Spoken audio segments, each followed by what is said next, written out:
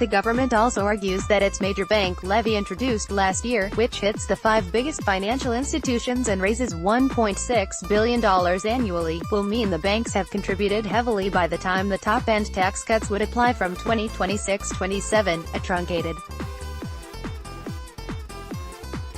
bill would immediately please some Senate crossbenchers such as Derryn Hinch and could go some way to recovering the support of Pauline Hanson's One Nation, who dashed the government's hopes last week by reneging on a past pledge of support. But a spokesman for Senator Hanson said she had drawn a hard line at $50 million, even if she appreciates the government's inclusive negotiations. Leading those is the government's chief Senate negotiator, Senator Corman, who last week admitted the package had stalled and may never gain majority support in the upper house. Asked if the government had considered any other model to exclude the banks, he said, no. He has previously let it be known that he wants to recommit the enterprise tax plan legislation to the Senate for a vote by June 28. However, that was before the by-election date was set.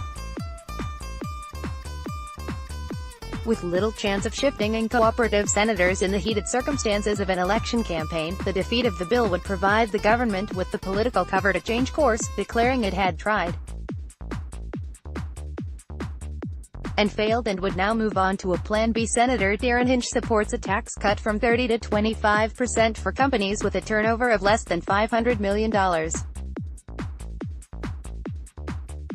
Photo, Alex Ellinghaus and some members of the coalition party room have begun discussing the merits of either dropping or amending the company tax cuts promise amid low public support, ahead of the by-elections, at least one of which, Mayo in South Australia, it believes it can win.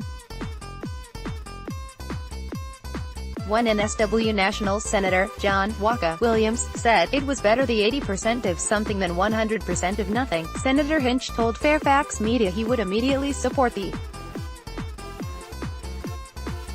cut from 30% to 25% for companies with turnover of less than $500 million annually, because this would exclude the big banks whose behavior had been unconscionable. To pass the legislation, the government, which has the support of a trio of conservative independents, also needs the votes of One Nation's 3 senators and at least one other. That support could come from the Centre Alliance's 2 senators, Rex Patrick and Sterling Griff. However, they have sought assurances that the loss in company tax revenue would not result in lower spending on health, education and welfare. We haven't received those assurances yet, Senator Patrick said. We may get them, but have not been satisfied yet. While all sides are playing their cards close to their chest, Fairfax Media has been told the Centre Alliance would be more favorably disposed towards the tax cut if it were limited to the $500 million turnover cap. However, Senator Patrick said the insistence on protection for other spending remained sacrosanct. Government MPs admit the company tax plan was rendered politically untenable when the evidence of poor bank behavior began gracing the nation's newspapers and television screens on a daily basis. But retreat for the government would not come without costs. Major companies and influential employer peak bodies such as the Business Council of Australia and the Australian Industry Group have strongly backed the Turnbull government's push for more internationally competitive business tax rates and would see any change from that commitment as betrayal. Major donors could also close their wallets.